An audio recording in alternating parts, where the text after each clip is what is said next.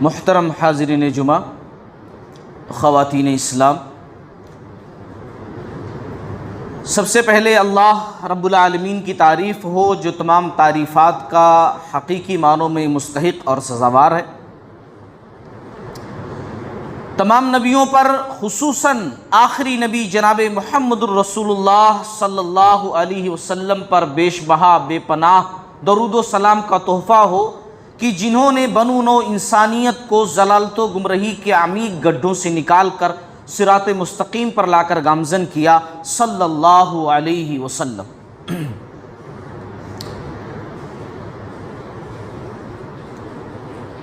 محترم حضرات، پچھلے خطبہ جمعہ میں اللہ کے فضل اور اس کے کرم سے یہ آپ لوگوں کو بتایا گیا کہ جنت کے کتنے دروازے ہیں اور کون کون سے ہیں، اور جو شخص جس عمل میں زیادہ پوائنٹس حاصل کیا ہوگا دنیا کے اندر، اسی حساب سے اس دروازے سے اس کو جنت کے اندر انشاءاللہ داخل کیا جائے گا۔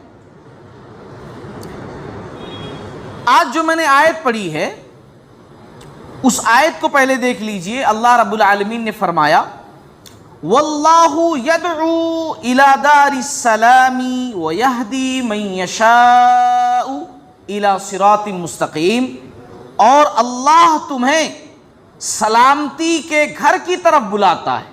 اللہ تعالیٰ خود بلا رہا ہے، اللہ نے جنت بنائی ہے اور جنت کی طرف اللہ تعالیٰ اپنے بندوں کو بلا رہا ہے کہ میرے بندو اچھے اعمال کرو، نیک اعمال کرو، صالح بن کر کے رہو، اچھے مسلمان بن کر رہو، اور جنت تمہارا انتظار کر رہی ہے۔ جنت میں نے تمہیں لوگوں کے واسطے بنائی۔ تو اللہ تعالیٰ تمہیں سلامتی کے گھر کی طرف بلاتا ہے، اللہ خود بلاتا ہے، اور جسے چاہتا ہے سیدھی راہ کی طرف ہدایت دیتا ہے۔ یہ اپنے آپ میں ایک بہت بڑی بات ہے کہ اللہ رب العالمین خود بلاتا ہے جنت کی طرف، اور اسی لیے قرآن مجید کے اندر ایسی آپ کو بے شمار آیتیں ملیں گی۔ وَسَارِعُوا إِلَى مَغْفِرَةٍ مِّن رَبِّكُمْ، اللہ رب العالمین نے جگہ جگہ کہا ہے وَسَارِعُوا إِلَى مَغْفِرَةٍ مِّن رَبِّكُمْ، کہ دوڑو، حاصل کرنے کے لیے کمپٹیشن کرو، حاصل کرنے کے لیے مقابلہ کرو، جلدی کرو۔ کس کو حاصل کرنے کے لیے؟ جنت کو حاصل کرنے کے لیے، اللہ کی مغفرت کو حاصل کرنے کے لیے۔ اس جنت کو حاصل کرنے کے لیے بندو جلدی کرو، دوڑو، مسابقہ کرو، مقابلہ کرو، کمپٹیشن کرو۔ نیکیوں میں مسابقہ کرنا، نیکیوں میں کمپٹیشن کرنا یہ احسن ہے، بہت اچھا کام ہے، صحابہ کرام کیا کرتے تھے۔ ہم دنیاوی کاموں میں کمپٹیشن کرتے ہیں، ہم دنیاوی کاموں میں ایک دوسرے سے بڑھ چڑھ کر کے دکھانے کی کوشش کرتے ہیں کہ تم ایک لیے ہم دو لیں گے، تم دو لیے ہم تین لینے کی کوشش کریں گے، تم ایک کاروبار کر رہے ہو ہم دو بزنس کریں گے۔ لیکن جب دین کی بات آتی ہے تو آدمی ہاتھ کھینچ لیتا ہے۔ وہاں دراصل کمپٹیشن ہونا چاہیے، وہاں دراصل مقابلہ آرائی ہونی چاہیے۔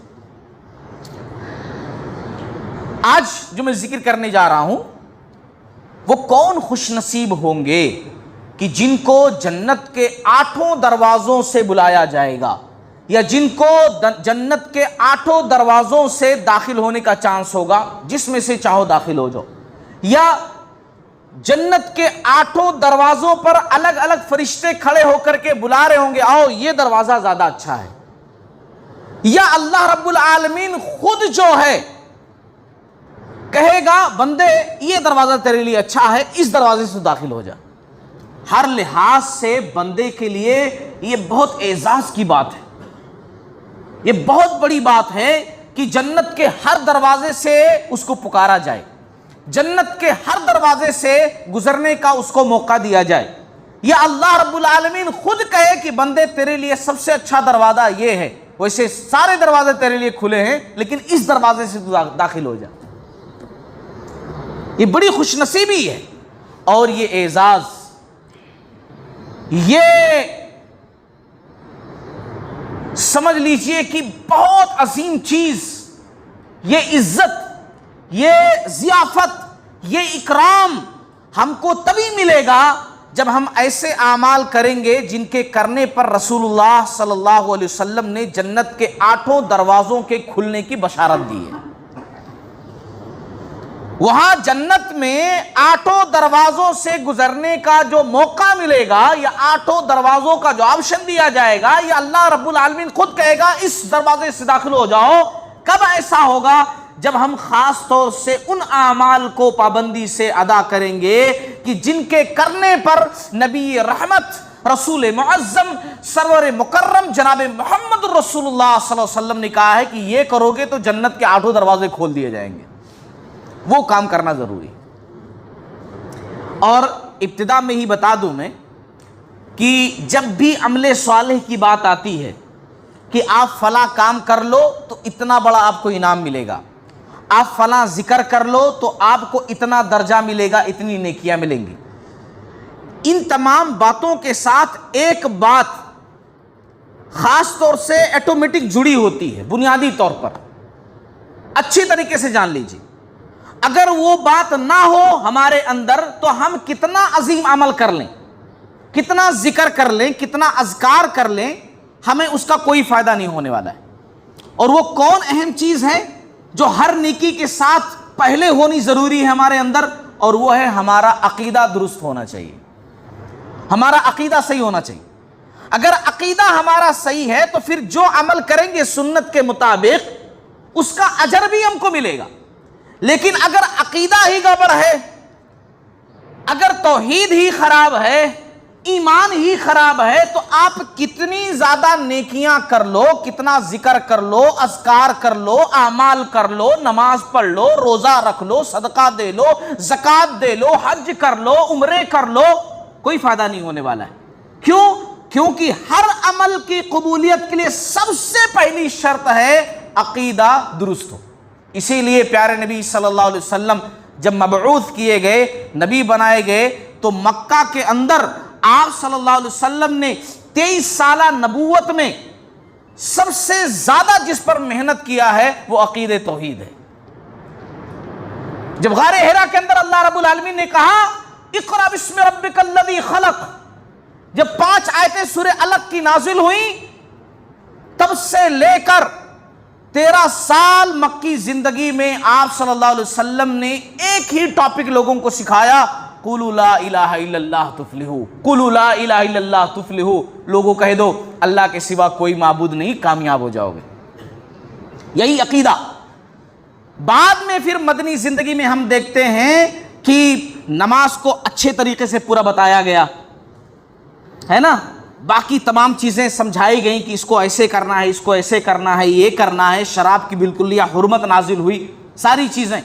ورنہ ہم دیکھتے ہیں ابتدا میں صرف ایک ہی چیز کو سمجھایا گیا، بار بار سمجھایا گیا، اور وہ کیا ہے؟ عقیدے توحید. تو میری ساری باتوں سے پہلے ایک بات جان لیجیے، یا ساری باتیں نہیں، جب بھی آپ کہیں ایسی بات سنیں کہ فلاں ذکر پر اتنا ثواب ملے گا، فلاں امر کر لو تو جنت کے 8 دروازے کھل جائیں گے، تو ایٹومیٹک آپ کے دماغ میں ہو کہ عقیدہ صحیح ہوگا تب اس کا فائدہ ہوگا. اگر عقیدہ ہی غلط ہوگا تو اس کا فائدہ نہیں ہوگا. چلیے ہم ایک ایک کر کے ایسے اعمال دیکھتے ہیں کہ جن کے کرنے پر اللہ کے نبی صلی اللہ علیہ وسلم نے ایسی بات کہی ہے کہ جنت کے 8 دروازے کھول دیے جائیں گے، یا جنت کے 8 دروازوں سے بندہ داخل کیا جائے گا، جس میں سے چاہے اس کو آپشن دیا جائے گا، وہ اپنی مرضی سے داخل ہو جائے یا بلایا جائے گا. ایسے اعمال ہم دیکھتے ہیں. تو سب سے پہلا عمل دیکھیے، سب سے پہلی بات، ایک بندہ ایسا ہے کہ نماز بھی پڑھتا ہے اور زکوٰۃ بھی دیتا ہے. نماز یہ سمجھ لیجئے کہ ہماری ایک روحانی عبادت یا بدنی عبادت نماز ہے، اور زکوٰۃ مالی عبادت ہے کہ بندہ نماز بھی پڑھتا ہے اور زکوٰۃ بھی دیتا ہے، اور ساتھ ہی ساتھ مکمل جو ہے اللہ اور اس کے رسول صلی اللہ علیہ وسلم کی اطاعت کرنے کی کوشش بھی کرتا ہے. یہ 3 چیزیں اس کے اندر اسپیشل ہیں. کیا؟ نماز، زکوٰۃ اور اللہ اس کے رسول صلی اللہ علیہ وسلم کی مکمل اطاعت کرنے کی پوری کوشش وہ کرتا ہے، الا یہ کہ کبھی انسان ہونے کی وجہ سے غلطی ہو جائے، مسٹیک ہو جائے، اللہ نے اس کے لیے توبہ کا دروازہ کھلا رکھا ہے، ورنہ مکمل وہ پوری کوشش کرتا ہے۔ یہ بات بہت خاص ہے۔ کتنے سارے لوگ ہیں زکوٰۃ دے لے جاتے ہیں، ان کے پاس مال ہے، زکوٰۃ کے علاوہ نفلی صدقہ بھی دے لے جاتے ہیں، مگر نماز کی پابندی نہیں ہو پاتی۔ پیسہ ہے تو پیسہ ہونے کی وجہ سے بہت ساری جگہوں پر اللہ اس کے رسول کی نافرمانی ہوتی، شادی بیاہ میں فضول خرچی کرتے ہیں، گھروں کے اندر چھوٹی چھوٹی پارٹیوں پر لاکھوں خرچ کر دیتے ہیں، بچوں کی برتھ ڈے پارٹیاں مناتے ہیں، یہ سارے خرافاتی چیزیں کرتے ہیں۔ کیوں؟ ان کے پاس پیسہ ہے، فضول خرچیاں کرتے ہیں۔ یعنی جہاں ایک طرف ان سے ایک اچھائی کا کام ہوتا ہے، وہاں دوسری طرف بہت ساری برائیاں ہو جاتی ہیں۔ نتیجہ کیا ہے؟ وہ اس بات کے مستحق نہیں بن سکتے۔ انہوں نے اچھائی تو کی لیکن ساتھ ہی ساتھ اتنی ساری برائیاں کر دی۔ لیکن ایک بندہ ایسا ہے، نماز بھی، زکوٰۃ بھی، اور ساتھ ہی ساتھ پوری کوشش اللہ اس کے رسول صلی اللہ علیہ وسلم کی اطاعت کرنے کی، تو آپ جانتے ہیں کیا ہوگا؟ حدیث سنی، حدیث سنی۔ اللہ کے نبی صلی اللہ علیہ وسلم نے کیا فرمایا؟ من عبد اللہ، اللہ کا بندہ وہ جس نے اللہ کی عبادت کی، ولم یشرک بہ شیئا، کبھی اللہ کے ساتھ کسی کو شریک نہیں ٹھہرایا، خالص اللہ کی عبادت۔ اللہ کی عبادت میں کسی پیر، کسی ولی، کسی بابا، کسی صاحب، کسی کو شریک نہیں ٹھہرایا۔ اللہ رب العالمین کا جو درجہ، جو مقام ہے، اس میں کسی کو داخل نہیں کیا، وہ پاور کسی کو دیا ہی نہیں، صرف اللہ کے لیے، زندگی بھر اللہ کی عبادت اور شرک کبھی نہیں۔ فاقام الصلاۃ، اور ساتھ ہی ساتھ اس نے نماز بھی قائم کی، وآتا الزکوٰۃ، اور اس نے زکوٰۃ بھی ادا کیا، وسمع واطاع، اور اللہ اس کے رسول کی بات پر سمعنا واطعنا بھی کیا، ہم نے سنا مان لیا، اس پر عمل بھی کیا۔ فإن اللہ يدخلہ من أي أبواب الجنة شاء، تو اللہ رب العالمین قیامت والے دن اس بندے سے کہے گا کہ دیکھو تم جنت کے جس دروازے سے چاہو داخل ہو جاؤ، لہا ثمانیۃ ابواب، اور جنت کے 8 دروازے۔ ہاں، تو پہلے نمبر پر جان لیجئے، نماز پڑھنے والا، زکوٰۃ دینے والا، اور اللہ اس کے رسول صلی اللہ علیہ وسلم کی اطاعت کرنے والا، اس کے لیے یہ چیز موجود ہے کہ جنت کے 8 دروازے کھولے جائیں گے، اور اس سے کہا جائے گا، اللہ رب العالمین کی طرف سے آواز دی جائے گی، اللہ تعالیٰ کہے گا بندے یہ دروازے کھلے ہوئے ہیں، تو جس دروازے سے چاہے داخل ہو جا۔ کتنی عظیم بات ہے کہ اللہ رب العالمین کہے بندے داخل ہو جا۔ زندگی کا مقصد تو یہی ہمارے ہے، بھیجے تو گئے اسی لیے ہیں، ہمارے دادا جنت میں تھے، شیطان نے بھٹکایا، ہم دنیا کے اندر آئے، اور پھر اللہ رب العالمین نے آپشن رکھا ہے کہ اب فری میں داخل نہیں کروں گا، اب کام کرو، کام کر کے مجھے بتاؤ، اچھا کام کرو گے تو پھر وہی جگہ پر تم کو داخل کروں گا۔ ہمیں پھر اچھا کام کرنا ہے اور اس مقام کو، اس جگہ کو حاصل کرنا ہے، اس جگہ ہم کو جانا ہے۔ اسی طریقے سے نمبر 2،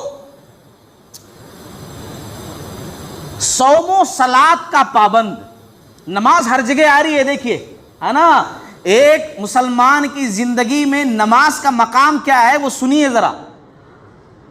ہر اس جگہ پر، خاص جگہوں پر نماز ضرور موجود ہے، اور آج ہم سے نماز میں ہی کوتاہی ہو جا رہی ہے، دیگر اعمال تو چھوڑیے، نماز کی پابندی نہیں ہو پا رہی۔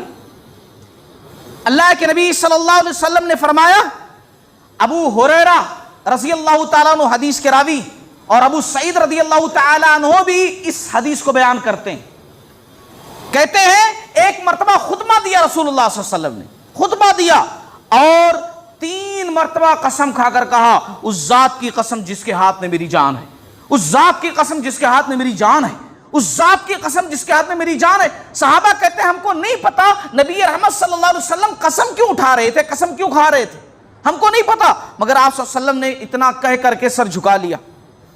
صحابہ نے بھی ادب میں اور پیروی کرنے میں، صحابہ نے بھی سر جھکا لیا۔ جب نبی نے سر جھکا لیا نا تو صحابہ نے بھی سر جھکا لیا۔ یہ ہے اطاعت رسول، یہ اطاعت رسول کا جذبہ دیکھو۔ پتہ نہیں ہے کہ نبی نے قسم کیوں اٹھائی، نہیں پتا، لیکن نبی نے سر جھکا لیا تو صحابہ نے بھی سر جھکا لیا۔ آپ صلی اللہ علیہ وسلم رونے لگے۔ پھر اس کے بعد آپ صلی اللہ علیہ وسلم نے چہرہ اٹھایا، آپ کا چہرہ خوشی سے چمک رہا تھا۔ راوی بیان کرتے ہیں، صحابی کہتے ہیں کہ نبی کے چہرے پر جو خوشی تھی، ہمیں یہ خوشی سرخ اونٹوں کے مل جانے سے زیادہ محبوب تھی، زیادہ محبوب تھی نبی کے چہرے کی خوشی۔ نبی کا چہرہ خوش ہو گیا۔ آپ صلی اللہ علیہ وسلم نے فرمایا جو بھی مسلمان 5 وقت کی نماز پڑھے پابندی کے ساتھ، 5 وقت کی نماز پڑھے، رمضان کے روزے رکھے، زکوٰۃ دے اور 7 کبیرہ گناہوں سے بچے، تو اس کے لیے جنت کے تمام دروازے کھول دیے جاتے ہیں، جنت کے 8 دروازے کھول دیے جاتے ہیں۔ ہاں، کیا کیا کرنا ہے دیکھو، 5 وقت کی نماز، رمضان کے روزے، زکوٰۃ، اور پھر 7 کبیرہ گناہوں سے، بڑے بڑے گناہوں سے بچنا، اس کے لیے جنت کے 8 دروازے کھول دیے جاتے ہیں، اور اس کو کہا جائے گا سلامتی کے ساتھ ہمیشہ کے لیے جنت میں داخل ہو جا۔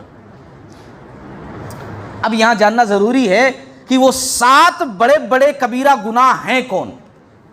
7 بڑے بڑے، ایک دوسری حدیث کے اندر پورا بیان کیا گیا، اس میں بھی بیان کیا گیا، اس حدیث کے اندر بھی، سنن نسائی کی حدیث ہے۔ 7 بڑے بڑے گناہ مختصراً دیکھ لو۔ اللہ کے ساتھ شرک کرنا بڑا گناہ، اکبر الکبائر، یہ بڑے بڑے گناہ ہے نا، شرک کرنا اللہ رب العالمین کے ساتھ۔ کبھی بھی دیکھو دوسرے کاموں میں غلطی ہو جائے چل سکتا ہے، مگر کبھی عقیدے میں غلطی نہیں ہونی چاہیے۔ اسی لیے ہم بار بار توحید شرک کرتے رہتے ہیں۔ بہت سارے لوگ بولتے ہیں اہل حدیث توحید شرک، یہ شرک، وہ بدعت، یہ توحید، وہ عقیدہ۔ کیوں؟ اسی لیے کہ یہ بنیاد ہے۔ اگر آپ کتنے نمازیں پڑھ کر کے جاؤ، عقیدہ آپ کا صحیح نہیں ہے نا، تو آپ کی ایک نماز بھی قبول نہیں ہوگی۔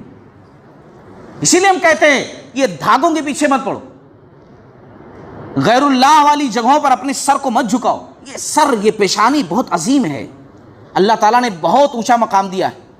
یہ پیشانی اگر جھکے تو صرف رب کے دربار میں، صرف رب کے سامنے، ہر کہیں کے سامنے جا کر جھکا دے منڈی، پھر اس سر کی ویلو کیا ہے؟ وہی سر جا کر کہیں اور جھکا دیتے، وہی سر لا کر اللہ رب العالمین کے سامنے جھکاتے۔ اس سر کو اللہ تعالیٰ نے مقام دیا ہے، یہ مسلمان کا سر ہے، یہ کر تو سکتا ہے مگر غیر کے سامنے جھک نہیں سکتا، کسی بھی غیر کے سامنے جھک نہیں سکتا۔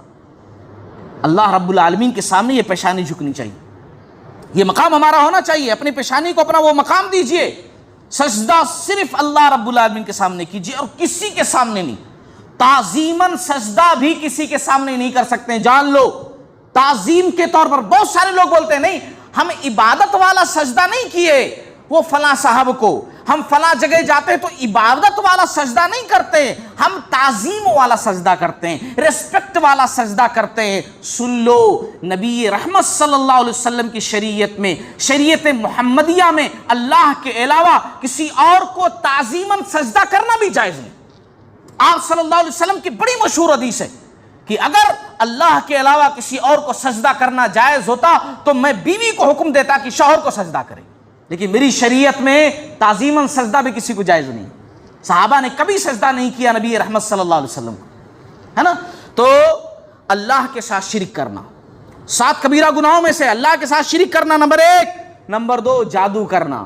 ہاں آج تو لوگ یہی سمجھتے ہیں نا کاروبار میں ذرا کمی ہے تو کچھ بھی، کاروبار کا مسئلہ ہے مولانا کچھ بھی تو چلتا ہے نا۔ اس کے پاس ایک پڑیا لے کر کے آگے، اس کے پاس سے کیا لا کر لٹکا لیے، اس کے پاس سے کیا لا کر کے دھواں دے لیے، جادو کرنا۔ اور نمبر 3 ناحق قتل کرنا۔ اب آپ کہیں گے ناحق ہم کہاں قتل کرتے ہیں؟ کتنے سارے لوگ ہیں قتل کرتے ہیں، جانتے ہیں کہ بچی ہونے والی ہے تو ختم، اس کو دنیا میں نہیں لانا ہے، اس کو ختم کر دیتے، ہاں اس کو ختم کر دیتے، یہ بھی ناحق قتل ہے۔ اور نمبر 4 یہ سماج میں تو ناسور کی طرح پھیلا ہوا ہے، اکثر کاروباری اس میں ڈوبے ہوئے ہیں، باقاعدہ کاروبار مارکیٹ میں چلتا ہے اسی پر۔ 4 کیا ہے؟ سود کھانا، ہاں سود کھانا۔ نمبر 5 یتیم کا مال کھانا۔ نمبر 6 میدان جنگ سے پیٹ پھیر کر بھاگنا۔ نمبر 7 پاک دامن مومنہ اچھی عورتوں پر تہمت لگانا، غلط الزام لگانا۔ یہ 7 کبیرہ گناہ ہیں، اس کے لیے جنت کے 8 دروازے کھولے جائیں گے جو ان 7 کبیرہ گناہوں سے بچے اور بچنے کے ساتھ ساتھ نماز کی پابندی ہو، روزہ رکھتا ہو، زکوٰۃ دیتا ہو، ہے نا، 7 کبیرہ گناہوں سے بچتا ہو، اس کے لیے جنت کے 8 دروازے کھول دیے جائیں گے۔ آج میں زکوٰۃ کی بات کروں، ہے نا، زکوٰۃ کی بات کروں تو آج اکثر لوگ اچھے سے زکوٰۃ نکالتے نہیں، اور زکوٰۃ نکالتے ہیں تو پھر کیا کرتے ہیں کہ اس کو صحیح طریقے سے استعمال کرنا بھی نہیں آتا، اور تھوڑے کر کے کوئی مقصد ہی نہیں ہوتا۔ اسلام نے زکوٰۃ کا نظام اس لیے دیا تاکہ غریبی دور ہو، اور ایسا ہوا، پریکٹیکل کر کے اسلام نے بتایا کہ غریبی زکوٰۃ سے دور کی جا سکتی ہے۔ مگر آج ہم صدیوں سے زکوٰۃ نکالتے ہیں مگر کوئی فرق نہیں پڑتا، مانگنے والا مانگتا ہے، دینے والے دیتے ہیں، سماج پر کوئی اثر نہیں پڑتا۔ اور میں کہہ دوں، یہ بری بات نہیں، بڑی بات نہیں، حقیقی بات ہے کہ آج سماج میں مسلم فقراء زیادہ ہیں، مسلم بھیک مانگنے والے زیادہ ہیں۔ ہاں، اتنا زیادہ جو ہے ٹرینڈ چل چکا ہے کہ مسلم فقراء کا کہ غیر مسلم بھی مسلمان کا بھیس بدل کر کے مانگتے ہیں، کیونکہ ان کو پتا ہے کہ جب مسلمان بن کر مانگیں گے تو زیادہ ملے گا۔ ہاں، یہ ہو گیا ہمارے سماج کے اندر کہ لوگوں کو اس انداز سے دینا چاہیے زکوٰۃ کہ ہمارا ایک رشتہ دار ہے، میرے پاس 50,000 نکلا تو اس سال اس کو دے کر کے کچھ تو کام پہ لگائیں گے، اور اس کو سختی کے ساتھ بولیں گے اگلے سال تجھے زکوٰۃ نہیں لینا ہے، تو کاروبار اسٹارٹ کر، ٹھیک ہے، چھوٹا موٹا کاروبار اسٹارٹ کر۔ اس طریقے سے ہر فرد کرے، اور اس سے بہتر طریقہ ہے کہ جو ہے مساجد میں بیت المال کا نظام ہونا چاہیے، اور بیت المال کا نظام ہو، یہاں پوری زکوٰۃ اکٹھا ہو، اور پھر اس کے تھرو جو ہے کام ہو۔ ہر وہ شخص جو بہت غریب ہے، پریشان حال ہے، اس کو کاروبار سے جوڑا جائے، اس کی پریشانی دور کرنے کی کوشش کیا ہے، یہی تو بیت المال کا نظام ہے۔ قصہ مختصر، وقت کم ہے، اس لیے میں اتنا کہوں گا کہ ان اعمال پر اور ان کاموں پر، ان نیک چیزوں پر عمل کیجئے تاکہ ہمارے لیے اللہ رب العالمین جنت کے 8 دروازے کھول دے۔ نمبر 3، بہت ہی آسان عمل ہے۔ ہم لوگ جب وضو کرتے ہیں نا، وضو کرنے کے بعد ایک دعا پڑھ لیں، وہ دعا پڑھ لیں گے تو اللہ رب العالمین کی طرف سے عظیم اجر ملے گا، عظیم اجر۔ بسم اللہ کہیں، مسنون طریقے سے وضو کریں، اور وضو میں خاص طور سے جان لیجئے، بہت سارے لوگ گردن کا مسح کرتے ہیں، گردن کا مسح نہیں ہے، گردن کی مسح والی روایت سند کے لحاظ سے ضعیف ہے نا۔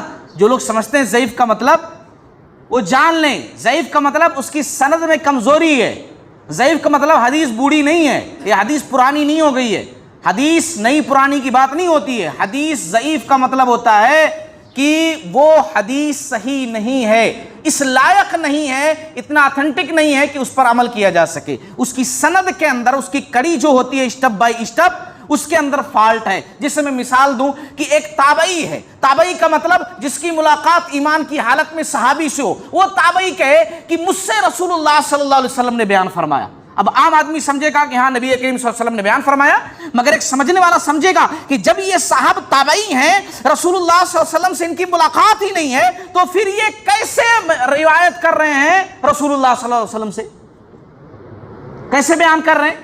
ان کو تو کہنا چاہیے مجھ سے فلاں صحابی نے بیان کیا، اور صحابی کہتے ہیں کہ رسول اللہ صلی اللہ علیہ وسلم نے ایسا کہا، ہے نا۔ تو یہ کڑی ہوتی ہے، یہ سند ہوتی ہے، سمجھنے والی چیز ہوتی ہے۔ لوگ سمجھ نہیں پاتے، لوگ سمجھتے ہیں حدیث ضعیف ہے، مولانا بول دیا، مطلب حدیث پرانی ہو گئی، حدیث بڈھی ہو گئی، اس لیے عمل نہیں کرنا۔ اس چیز کو، اس اصلاح کو، اس اصطلاح کو سمجھ ہی نہیں پاتے نا۔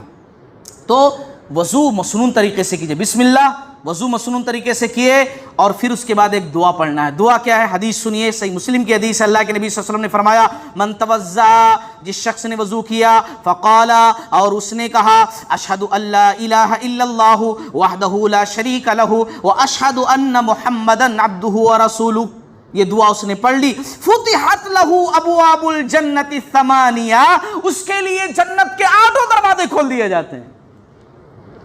ہاں، 8 دروازے کھول دیے جاتے ہیں۔ یہاں پر بھی ایک بدعت لوگ کرتے ہیں کہ یہ دعا بہت سارے لوگ پڑھتے ہیں، یہ بات نہیں، پڑھتے ہیں لیکن انگلی اٹھا دیتے ہیں۔ ان کے کانسیپٹ کیا ہوتا ہے کہ جب بھی اشہدو کا لفظ آئے تو یہ شہادت والی انگلی اٹھا دو، ہے نا؟ ایسا نہیں ہے نا، یہاں انگلی نہیں اٹھانا ہے، زبان سے پڑھنا ہے۔ ایک دعا اور بھی ہے، اللہم اجعلنی من التوابین واجعلنی من المتطہرین، مگر اس کی فضیلت سے زیادہ اس کی فضیلت ہے، وہ بھی پڑھ سکتے ہیں، اس پر بھی اجر و ثواب ہے۔ لیکن یہ والے کا ثواب اجر یہ ہے کہ جنت کے 8 دروازے کھول دیے جاتے ہیں۔ قصہ مختصر، چوتھا پوائنٹ یہ ہے کہ اللہ کے راستے میں جب بھی ہم صدقہ کریں تو جوڑا جوڑا صدقہ کریں۔ جوڑا جوڑا صدقہ کا مطلب یہ ہوتا ہے کہ اگر ہم جو ہے کسی کو کپڑے دے رہے ہیں تو 2 جوڑے دیں، کسی کو خوشبو کا تحفہ دے رہے ہیں تو پھر 2 عطر کی شیشیاں دیں، اس طریقے سے، ہے نا، جوڑا جوڑا صدقہ کریں۔ تو جوڑا جوڑا صدقہ کریں گے تو اس کا ثواب اور زیادہ ہے، اللہ تعالیٰ کو پسند ہے، اس کا ثواب اور زیادہ ہے۔ یا جوڑا جوڑا کا مطلب ایک یہ بھی ہوتا ہے کہ جیسے اگر آپ کسی کو روٹی دے رہے ہیں تو اس کے ساتھ سالن بھی دیں، ہے نا، یہ بھی جوڑے کا مطلب ہے۔ اگر کسی کو چائے دے رہے ہیں تو اس کے ساتھ بسکٹ بھی دیں، یہ بھی جوڑے کا مطلب ہوتا ہے۔ 2 مطلب اس کے بنتے ہیں، یہ بھی ایک مطلب نکلتا ہے نا۔ تو جوڑا جوڑا صدقہ و خیرات کریں۔ اللہ کے نبی صلی اللہ علیہ وسلم نے ارشاد فرمایا، دیکھیے حدیث کیا ہے، ابو ہریرہ رضی اللہ تعالیٰ عنہ حدیث بیان کرنے والے کہتے ہیں کہ رسول اللہ صلی اللہ علیہ وسلم نے فرمایا، من انفق زوجین فی سبیل اللہ نودی من ابواب الجنت یا عبد اللہ ھذا خیر۔ جو شخص اللہ تعالیٰ کے راستے میں جوڑا جوڑا صدقہ کرتا ہے، جوڑا جوڑا خرچ کرتا ہے، تو کل قیامت والے دن اللہ رب العالمین کی طرف سے اس کو آواز لگائی جائے گی۔ کیا کہا جائے گا کہ یا عبد اللہ، ہاں یا عبد اللہ ھذا خیر، یہ والا دروازہ اچھا ہے، 8 دروازے تو تیرے لیے ہیں مگر یہ والا زیادہ اچھا ہے تیرے لیے، اس میں سے داخل ہو جا، اس میں تیرے لیے زیادہ بھلائی ہے، اس میں سے تو داخل ہو جا۔ مسند احمد کی بھی ایک روایت اور یہی میٹر کی روایت اور صاف انداز سے ملتی ہے، جس میں اللہ کے نبی صلی اللہ علیہ وسلم نے فرمایا، جس نے اللہ کے راہ میں جوڑا خرچ کیا تو بلا شبہ جنت کے 8 دروازے ہیں، اللہ اس کو ان دروازوں میں سے جس دروازے سے چاہیں گے داخل کریں گے۔ جوڑا جوڑا خرچ کرنے والا، جوڑا جوڑا صدقہ کرنے والا، یہ بڑا عظیم کام ہے، ہاں بڑا عظیم کام ہے۔ صدقہ و خیرات کرنا بہت عظیم عمل ہے۔ جیسے ہم نماز پڑھتے ہیں بہت عظیم کام ہے، جیسے ہم روزہ رکھتے ہیں، جیسے ہم حج کرتے ہیں، عمرہ کرتے ہیں، ایسے ہی صدقہ و خیرات بھی ہے۔ زکوٰۃ جو نکالتے ہیں وہ تو فرض ہے، وہ تو کمپلسری ہے، وہ تو نکالنا ہی نکالنا ہے۔ یہ صدقہ جو عام طور سے خرچ کرتے ہیں یہ بھی بڑا عظیم کام ہے۔ صحابہ کرام سے جب صدقہ و خیرات کے لیے کہا جاتا، ان کے جیب میں 1 روپیہ نہیں ہوتا، ان کے جیب میں 1 درہم 1 دینار نہیں ہوتا، کچھ بھی نہیں ہوتا، وہ لوگ صدقہ و خیرات کے لیے دن بھر جا کر مزدوری کرتے، مزدوری کرنے کے بعد جو کچھ ملتا وہ لا کر کے صدقہ کرتے تھے۔ ہمارے پاس تو کیسا ہے، بھول گئے کوئی بات نہیں ہے کوئی بات نہیں، ان کے پاس نہیں ہے ایسا بول کر کے بیٹھ نہیں جاتے تھے، یعنی اتنا جذبہ تھا ان کے اندر کہ وہ جا کر دن بھر مزدوری کرتے تھے، پھر شام میں جو ملتا تھا وہ لا کر پورا صدقہ کر دیتے تھے، خود بھوکے رہتے تھے مگر صدقہ خیرات کر دیا کرتے تھے، ہے نا۔ ہمارے اسلاف، ہم ایسے ہمارے آبا و اجداد ایسے تھے، ہمارے اسلاف ایسے تھے۔ آج ہم لوگ ایسا ہو گئے ہیں کہ ہم لوگ اپنی جیبوں کو پکڑ کر رکھتے ہیں۔ آج ہم لوگ ایسے ہو گئے کہ ہمیشہ یہ سوچتے ہیں، اللہ پر توکل زیادہ نہیں ہوتا ہے، ہمیشہ سوچتے رہتے ہیں کہ اگر میں خرچ کر دیا کل کے دن کچھ ہو گیا تو کہاں سے پیسہ آئے گا، وہ ہو گیا تو وہ کہاں سے ہوگا، وہ ہو گیا تو اللہ تعالیٰ سچ مچ کر دیتے۔ ویسے جب بہت زیادہ سوچتے ہیں نا کہ یہ پریشانی آ جائے گی تو کیا کریں گے، وہ پریشانی آ گئی تو کیا کریں گے، تو اللہ تعالیٰ کر بھی دیتے۔ ویسے وہ لوگ اللہ پر توکل کرتے تھے، بھروسہ کرتے تھے کہ اللہ رب العالمین ہے نا، تو الحمدللہ وہ چیز سے محفوظ بھی رہتے تھے۔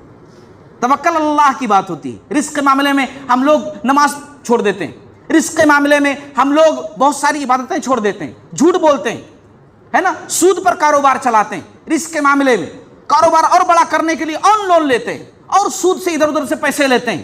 لیکن وہی پرندوں کو دیکھیے آپ، اللہ پر کتنا توکل ہے، ان کو کچھ پتا نہیں، اپنے گھونسلے سے نکلتے ہیں صبح اور شام کو بھر پیٹ کھا کر کے واپس نکلتے ہیں۔ حالانکہ ایسا نہیں کہ ان کی جاب لگی ہوئی ہے یا کہیں رکھا ہوا، ان کو پتا ہے کہ میں جاؤں گا وہاں رکھا ہوا کھا کر کے چلاؤں گا، بلکہ ان کو بھروسہ ہے ہم نکلیں گے تو اللہ تعالیٰ ہم کو دے گا اور ہم آئیں گے، ہے نا۔ ہمارا ایمان بھی ایسا ہونا چاہیے۔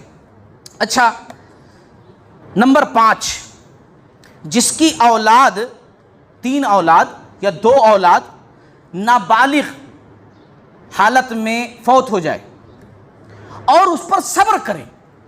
یہ صبر سمجھ سکتے ہیں نا، بہت بڑا صبر ہے کہ اولاد کا انتقال ہو جائے اور آدمی صبر کر لے جائے، صبر کر لے جائے۔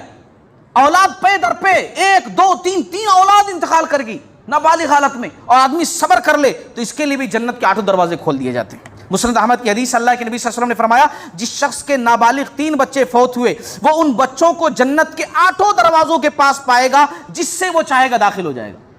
وہ ہر بچے جو ہے دروازوں کے پاس آئیں گے، ادھر سے ابو، ادھر سے امی، ادھر سے بلائیں گے وہ نابالغ بچے۔ ہاں یہ بہت اہم چیز ہے، مگر آج سماج کو ہم دیکھتے ہیں نا تو عجیب حال ہے۔ ہمارا عقیدہ اتنا خراب ہو چکا، ایک بچہ انتقال کر گیا، دوسرا بچہ انتقال کر گیا، اس کے بعد ہم بھٹکنا شروع ہو جاتے ہیں بابا کے پاس، اور بابا بھی چڑھا دیتے ہیں ہم کو کہ تمہارے گھر میں سایہ ہے، تمہارے گھر میں ایسا ہے، وہ بچوں کو زندہ نہیں رہنے دے رہا ہے، مار دے رہا ہے، تو تم اتنا یہ بدوا لو، وہ یہ کروا لو، تو اتنے 1000 لے کر کے آ جاؤ، اور ہم جو ہے وہ ڈرا کر کے ہم کو کماتا ہے وہ، ہے نا۔ ایسا میں یہ ساری چیزیں ایسی نہیں کہ میں صرف سنی سنائی بات کر رہا ہوں، میں ایک دم ریئل واقعہ جانتا ہوں۔ ایک گھر کے اندر جو ہے بچے ہو رہے تھے، انتقال کر جا رہے تھے، بچے ہوئے 2 منٹ 5 منٹ زندہ رہے، صحت مند بچے، انتقال کر گئے۔ 3 بچے ایسا ہو چکے، وہ دور کی کوئی خاتون تھی، انہوں جا کر کوئی پہنچ گئی، ہے نا، عامل صاحب کے پاس، عامل صاحب سے کہا کہ ایسے اس گھر میں بچے جو بھی ہوتے ہیں، اچھا بچیاں زندہ رہتی ہیں مگر مرد بچے فوراً انتقال کر جاتے ہیں، پیدا ہوئے انتقال کر گئے، پیدا ہوئے انتقال کر گئے، کیا کرنا؟ تو وہ عامل صاحب بول دیے اس گھر میں جنات رہتے، وہ لوگ جو ہے کسی مرد بچے کو زندہ نہیں رہنے دیں گے، مرد بچے جیسے ہوں گے وہ لوگ مار دیں گے، ہے نا، وہ لوگ مار دیں گے، زندہ نہیں رہنے دیں گے، ہے نا۔ اچھا پھر اس کے بعد وہ دور کی خاتون آ کر کے بولی اس بندے کے گھر پہ، اس گھر کے سارے لوگ الحمدللہ عالم ہیں، پڑھے لکھے لوگ ہیں، جاننے والے لوگ ہیں، جانکار لوگ ہیں، خواتین بھی پڑھی لکھی ہیں، سب سن کر کے ہنسے۔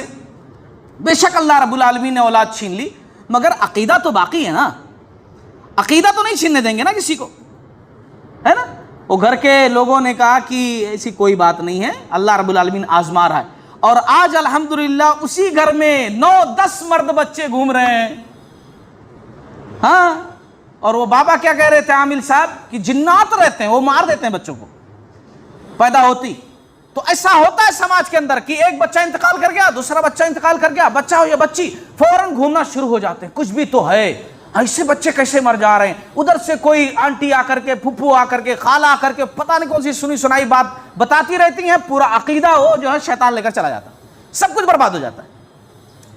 یہاں پر بہت اصلاح کی ضرورت ہے۔ اور اس کے علاوہ ایک چیز اور بھی سماج میں ہوتی ہے، اگر کوئی خاتون ہے، ایک بچہ انتقال کر گیا، دوسرا بچہ انتقال کر گیا، تو لوگ پتہ نہیں ایسی عورت ہے، یہ اس عورت کے اندر ہی کچھ فالٹ ہے جس کی وجہ سے بچے اس کے بچ نہیں رہے، اس کو ہی منحوس بنا دیتے ہیں۔ اور یہ کام زیادہ تر خواتین کرتی ہیں، ہاں خواتین زیادہ یہ کام کرتی ہیں۔ ایسا ڈرنا چاہیے اللہ تعالیٰ سے، ایسی خاتون کے پاس تو بیٹھ کر کے دلاسا دینا چاہیے کہ کوئی بات نہیں، اللہ تعالیٰ آزمانے والا ہے، اللہ دیتا ہے، اللہ لیتا ہے، سارا اختیار اللہ تعالیٰ کے ہاتھ میں ہے۔ ہمارے پیارے نبی صلی اللہ علیہ وسلم کی اولاد کیا دنیا میں انتقال نہیں کر گئی؟ آپ صلی اللہ علیہ وسلم کے چھوٹے چھوٹے بچے انتقال نہیں ہوئے کیا؟ آپ صلی اللہ علیہ وسلم نے جو ہے ان کو دفن نہیں کیا کیا؟ پھر آپ صلی اللہ علیہ وسلم کی آزمائش ہوئی، تو پھر ہم کون ہیں؟ ہمیں بھی تو آزمایا جائے گا نا، ہمارا بھی تو امتحان لیا جائے گا۔ اللہ تعالیٰ سے دعا کریں کہ اللہ تعالیٰ جو بے اولاد لوگ ہیں ان کو بہترین صالح اولاد سے نوازے، ہے نا۔ اللہ کی بہت عظیم نعمت ہے اولاد، ہے نا، اولاد بہت عظیم نعمت۔ اللہ تعالیٰ جو ہے جتنے بے اولاد لوگ ہیں اللہ تعالیٰ ان کو صالح اولاد جلد سے عنایت فرمائے۔ اچھا لاسٹ بات کہہ کر اپنی بات ختم کروں۔ 6 پوائنٹ یہ ہے کہ 4 کام عورت اگر کر لے، 4 کام کر لے تو اس کے لیے بھی جنت کے 8 دروازے کھول دیے جاتے ہیں۔ 4 کام کر لے عورت کو اسلام نے بڑا اونچا مقام دیا ہے۔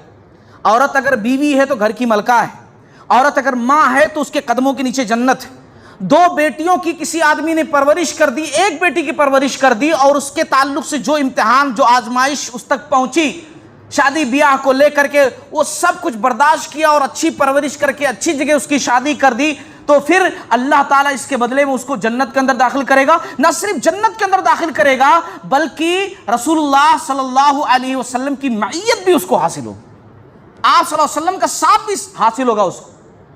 تو یہ عورت کا مقام ہے۔ عورت 4 کام کر لے۔ ابن حبان کی حدیث ہے، ابو ہریرہ رضی اللہ تعالیٰ عنہ حدیث کے راوی کہتے ہیں کہ رسول اللہ صلی اللہ علیہ وسلم نے ارشاد فرمایا، جب ایک عورت 5 نمازیں پڑھے، 5 نمازیں، خواتین سنیں، نماز کی پابندی کریں، 5 نمازیں پڑھے، رمضان کے روزے رکھے، نمبر 2 رمضان کے روزے رکھے، نمبر 3 اپنی عزت آبرو کی حفاظت کرے، اپنی عزت آبرو کی حفاظت کرے، اپنے آپ کو کسی غیر کے سامنے پیش مت کرے، اپنے چہرے کو کسی غیر کو دکھائے نہیں، اپنے آپ کی گفتگو جو ہے کسی غیر سے کرے نہیں، اگر ضرورت پڑ جائے تو لچکدار گفتگو نہ کرے، نرمی والی بات نہ کرے، سامنے والے کے دل میں روگ نہ پیدا ہو کہ یہاں تو میری دال گل سکتی ہے نا، کڑک آواز سے بات کرے، ادب سے بات کرے لیکن الگ انداز سے بات کرے، ہے نا، پردے کے پیچھے سے گفتگو کرے مگر الگ انداز سے بات کرے، ہے نا۔ تو نمبر 3 اپنی عزت کی حفاظت کرے، اور نمبر 4 شوہر کیسا بھی ہو لیکن پھر بھی شوہر کی معروف میں اطاعت کرے، شوہر کی عزت کرے، شوہر کی دیکھ ریکھ کرے، اس کی فرما برداری کرے۔ اگر یہ 4 کام کرتی ہے عورت کے لیے بڑا آسان ہے، 4 کام کرتی ہے تو پھر نبی رحمت صلی اللہ علیہ وسلم نے فرمایا جنت کے دروازوں میں سے جس دروازے سے چاہے وہ داخل ہو جائے، جس دروازے سے چاہے داخل ہو جائے۔ وقت ختم ہو چکا ہے، میری بات بھی ختم ہو چکی ہے۔ اللہ تعالیٰ سے دعا کرتا ہوں کہ اللہ تعالیٰ ہم تمام لوگوں کو ان تمام باتوں کا سمجھنے والا بنائے۔